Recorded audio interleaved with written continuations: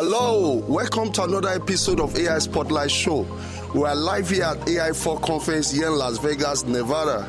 And today is the last day of the conference. We've had beautiful 2 days with amazing speakers from different parts of the world and amazing keynote speaker. We've had the likes of the godfather of AI, which is the person of Dr. Geoffrey Hinton. And today we also have Professor Fele. We had a keynote section which was really amazing, and today we'll be featuring another company.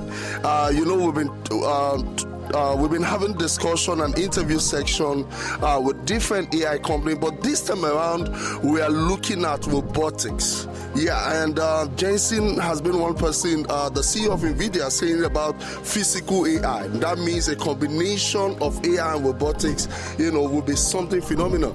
And who do we have the pleasure of speaking with today? Yeah, so my name is Tony. I'm from Unitree Robotics. So I'm responsible for North American business.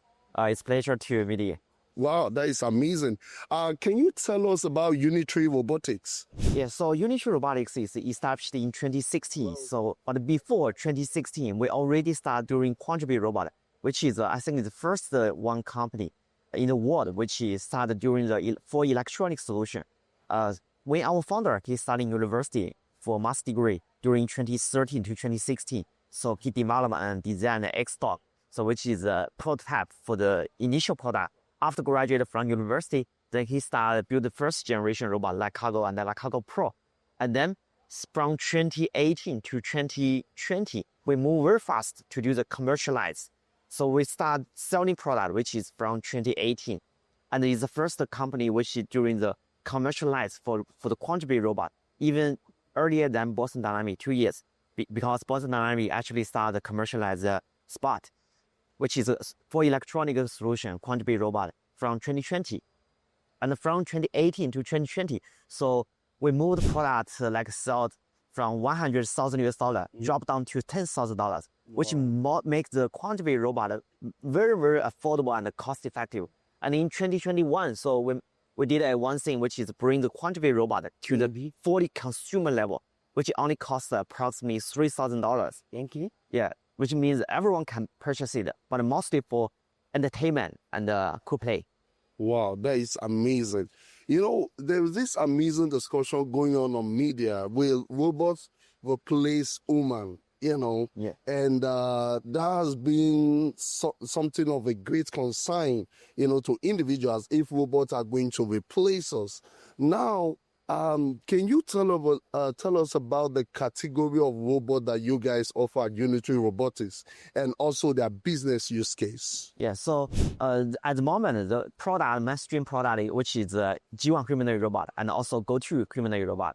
But we do have a wide range product line, including the small robot dog, Go2, and wheel leg robot, Go2 wheels, and also the B2 robot, which is that one. So the B2 robot is most specific for industry use. It's mostly for inspection and fire rescue. But the humanoid robot is most from consumer to the research, education, and also for different industry. So we still continue to do some new product almost every year. You'll see this year, so a few days ago, we released a new humanoid robot, only cost $6,000, which means that everyone is affordable. Everyone is able to purchase the robot and build the DIY their own robots to do any type of use purpose. Wow. Now, let's talk about the industrial robots, right? You said they can use it for manufacturing inspection and also for fire safety, right? Yeah, fire rescue. Fire rescue. Can you explain how it works? How does, let's talk about the inspection. Give us a practical use case of a current customer that is using this kind of robot. Yeah, for inspection, normally the customer can add a thermal camera, gas detector, or like a escorting sensor. So it's really... And sorry, does the robot move around to kind of inspect what's going on? Yeah. So, and who does it inspect? Is it the factory workers? Yeah, normally it's like for very like a power station, oil and gas industry. So formally we need to let the worker to collect the data from different gadgets. Now the robot able to carry camera and go each different location. So you can pre-program the location and mapping the area and let the robot go to the specific location. Use the camera to collect the data from different gadgets, and then send the data to the operation center. So if the data is not normal, so he have send alarm information to the operation center. That really reduce the labor cost. Okay. Based on what you just described, that means this robot could be used for different business use cases in the manufacturing setting. Like me, one thing I would like it to do is probably inspect the production of products. If the product is defective or it's not defective, then you can program the robot to be able to perform that kind of task. And can I also use this robot to monitor production workers? To monitor who is working and who is not working. Can I program it that way as well? Yeah, for sure. Even that's really relied on the video camera. So like a vision detection. So to do the vision detection, you can even detect who wear the helmet or wear is like a work suit. So that's kind of the software development based on the robots. Now if I want to purchase this, I have to meet with the business team and tell them what I would like to use the robot for. And you guys will go ahead and program the robot and also guide me step by step on how to use it. Yes, correct. That looks amazing. Now, is this the only robot that is used in the manufacturing? Is there one that they could use in an office? Do you have a robot where they use in the office? Yeah, so if we're talking about the office, there's a lot of scenario, like very simply clean the office or maybe just like a front desk.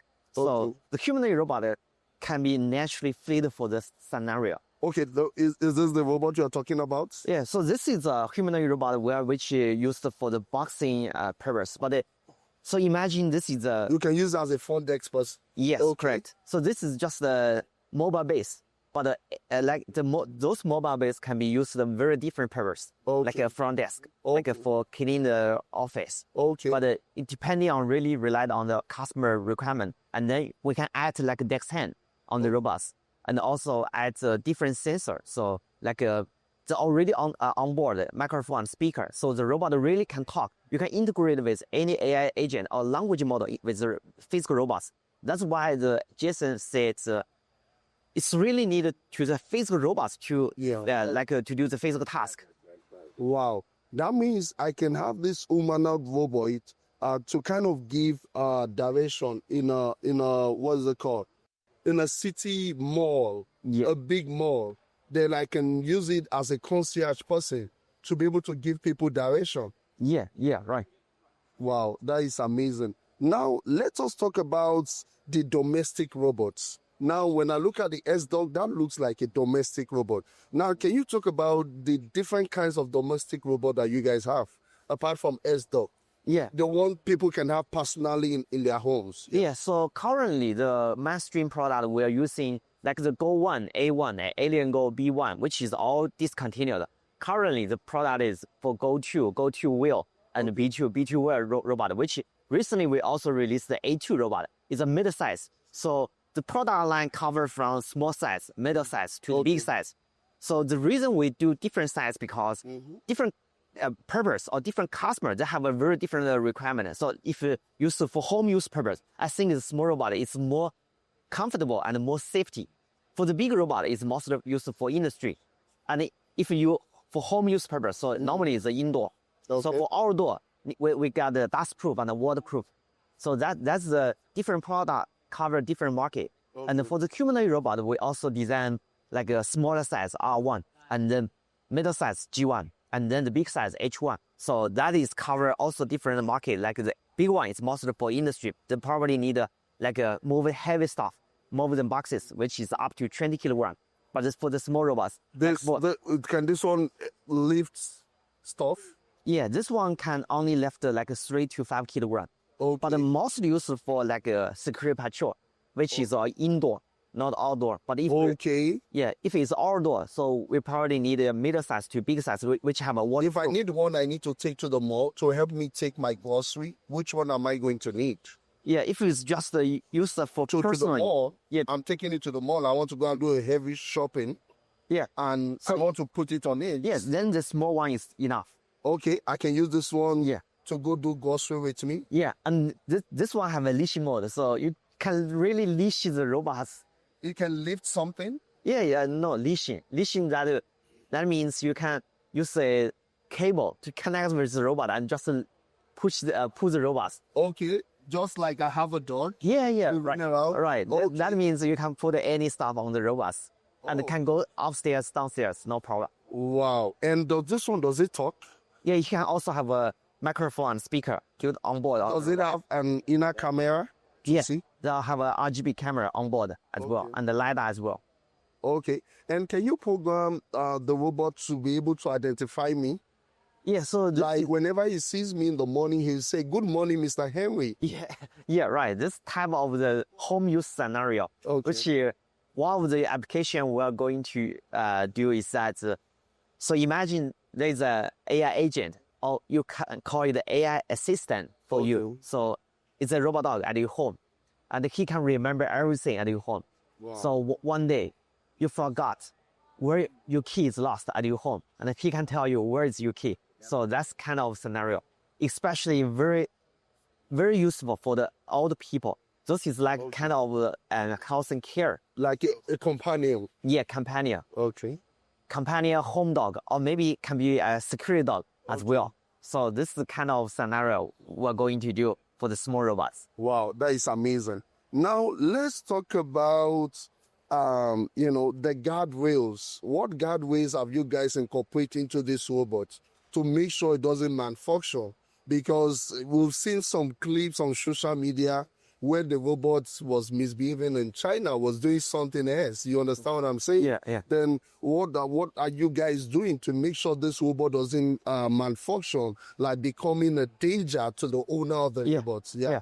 So actually, I think it's still far away from that stage because Okay. currently the AI on board on the robot is like it's very similar, like a very early stage, like a language model. So language model only have a knowledge. Okay. There is no conscious on the robots. Okay. So it really relied on what type of AI you put on the robots. No, you are the guys that are putting the AI on the robot, not the person purchasing. But what safety are you going to guarantee me if I'm going to have a robot that will not manufacture or come and give me and box me all day? So that's not why sleeping. You understand? Yeah, I think at least in 10 years, we don't need to worry about the robots have a conscious. Okay, but is there like a device? I know it has like a control device, right? Something like a remote. Yeah. Is there something like an app I can download on my phone that gives me notification if something is wrong with the robot? I can reach out to you guys. Yes. Okay. So no matter on the app or on the remote control, so you can like shut down. And one of the things which we are going to do is that we are going to put a physical button on the robots, which you can shut down, like a emergency stop.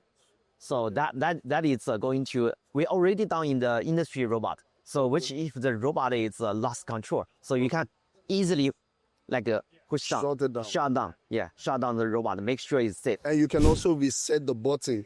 You can reset it as well. Yeah, and one of the things we're going to do is that on this robot, we will have an optional, which have a remote, a small remote to shut down the robots as well. Because if the robot is lost control, so it's very dangerous. You're probably not able to touch the robots, but you can still use the remote control. Small remote control, just push the button and shut down the robots. Wow, that is amazing. Now, if someone who is a resident of the US, how can I, make a purchase? How can I place an order? And the reason why I'm asking this is because of the tariff war between China and US. Then how do I escape the tariff so that I don't end up paying high money to get the robots? How are you going to? Do you have smaller fragment offices here in the US where I can go and pick it up and, escape the tariff? So normally you can contact with our sales at Unitree.com and submit the form. We will have a local distributor to assist for the purchase. But for the consumer level, we already have those products available on Amazon and also on the... for consumer, we can place the order on Amazon. Yes, correct. Okay, you're going to give me the link to that so that I can share that while I'm posting these clips on all my social media platform. Okay, that is amazing. Then for organization and enterprises, how do they reach out? Do you have an office? Do you have a point of contact here in the US? Somebody they can reach out to? Yeah, so for B2B business, normally we talk with different enterprise, and it can also reach it to our local distributor as well. Okay. And let me ask you a question. How many offices do you guys have around the world? What's your office coverage? At the moment, we only have an office in China, which is headquartered in Hangzhou, and we probably will have a local office in the US in the near future. Okay. I guess that will happen soon because I guess you guys have a lot of potential customers here. Yeah. Then what other parts of the continent have you guys been able to take this to?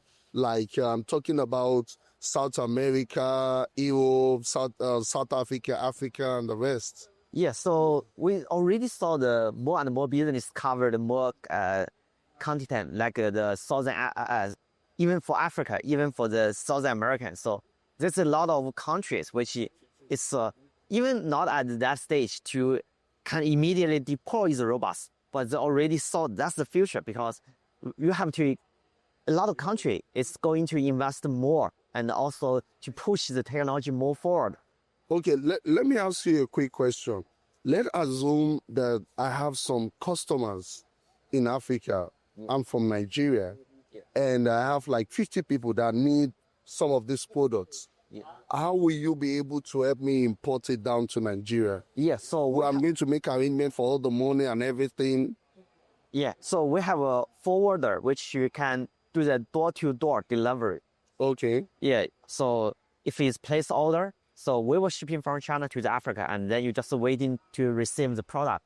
Okay. We already sold to like South Africa, Nigeria, Zambia, Kenya. Okay, you sold it in Nigeria already? Yeah, right. Do you guys have a distributor there? Not yet. Okay, but you sold it to someone over there? Yeah, right. Okay, that is amazing. Me and you guys will have more conversation on that.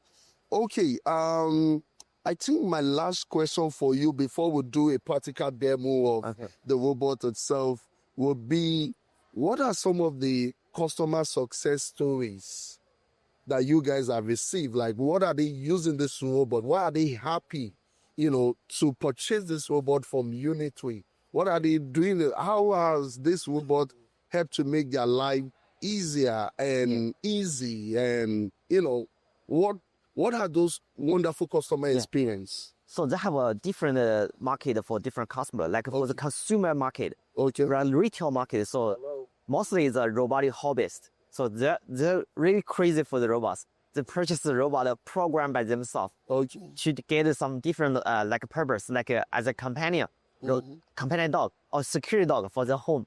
Okay. And some of these enterprise like NVIDIA, Google, or Meta, Amazon, which they invest a lot on the robotic side because they have very different, like Amazon, so they use the robot to the warehouse logistic use purpose. And for the Meta and Google, NVIDIA, so they are build the physical AI agent for the to do the research. And also for the industry side, that oil and gas power station, so they can use the robot to do the inspection, really reduce the labor cost and also increase the efficiency of the inspection. Wow, that is amazing. I like that. Reduction of labor costs and effective inspection. That is amazing.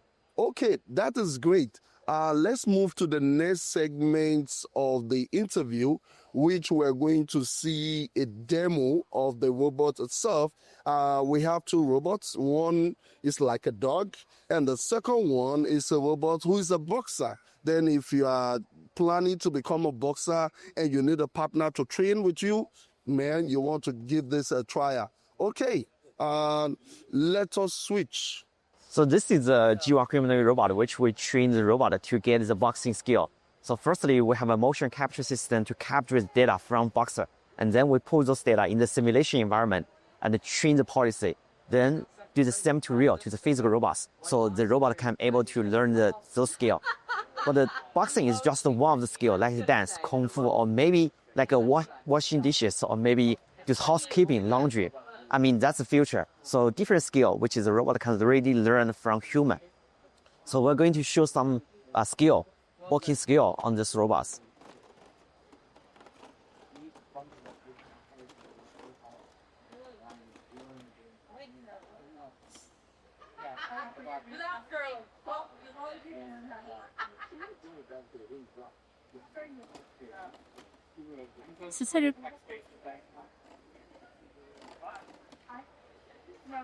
By driving the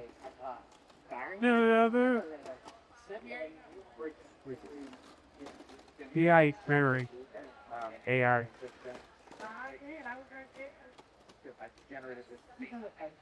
So even the robot is spot on, he can stand up by himself. So the robot dog will also train the robot dog as a different movements, like the handstand, or like standing up. But this is also rely on the like a deep reinforcement learning policy.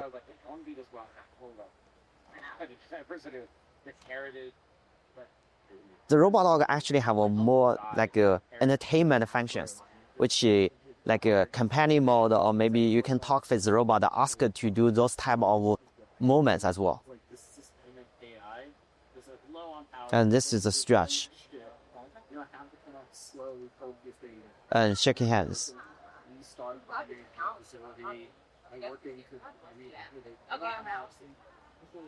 With two legs. We call the claw step.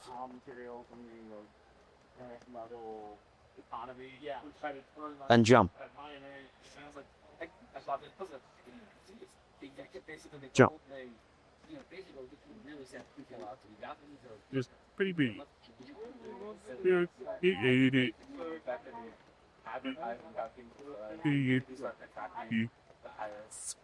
Be able to do that. To see you robotics is probably controlled by like the anti-select back and then user controlling. So even when you do the stand up, so the robot still have a very good stability. Make money. Everything is robotic.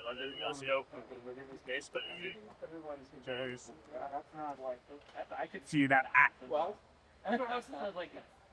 like you can have this like money per go right there. What's that what you pay out? So times it come like you pay them speed. Repeat after how much time that the for yourself. It's short. You also Adam, this one AI said, "Yeah, you work for every."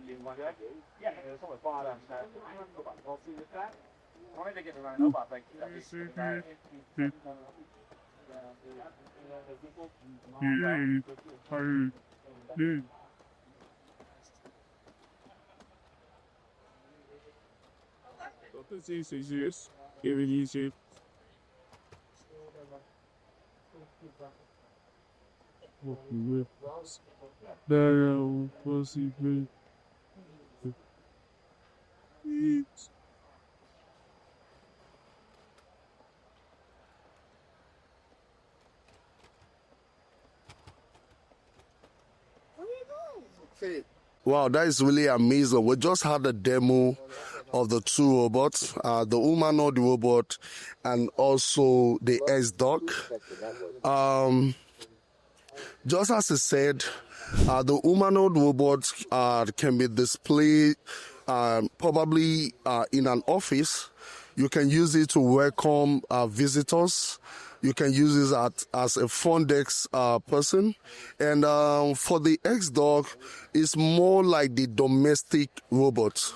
You can take it with you if you are going for shopping or probably for grocery. And it said the robot comes in different sizes. Then if you are looking to explore robots in the workplace, you want to give a trial to Unitree humanoid robots. And if you are also looking to have a robot at home, the one that your kids can play with, the robot can also be a toy, to your kids. But I would suggest that you have some safety guidelines to ensure that the robot doesn't endanger your kids or your children, that is really important, because the safety of the robot is really, really important. That is something you need to discuss with them.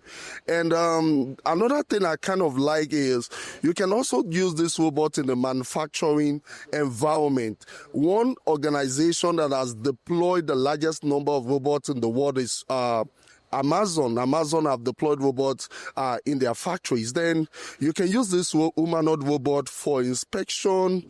You can use it for monitoring production workers or manufacturing workers. You can use it to monitor products. And the robot also have a camera where you can integrate computer vision to be able to detect maybe products that are defective and the ones that are not defective. You can also use it to detect the details of the product once they are coming out of production. Then there are so many use cases that you can utilize the humanoid robot for. Maybe in your workplace, in the manufacturing environment, or probably also in supply chain as well. You can also use it to monitor inventories, depending on the computer vision model that is being used to train, that is incorporated into the camera. Then it has a variety of use cases of how you can use the humanoid robot in a big working place and also in a small working place. And the one I like the most is having a domestic robot. Okay, this brings us to the end of our interview section with Unitree. If you do have a question, as you can hear from him, they have representative. They can ship to anywhere in the world. If you are based in the US, you can place an order from Amazon. You can go to the Amazon e-commerce store and place an order. Or if you do have any question regarding placing an order or any inquiry, go to www.Unitree Robots and someone will definitely reach out to you. The only office they have right now is based in China. Thank you so much for joining us on this episode of AI Spotlight Show. We are still live here at AI4 Conference here in Las Vegas, Nevada. Thank you. My name is Timmy Henry Onole, the executive producer of AI Spotlight Show. Talk to you guys soon and stay tuned to the next interview.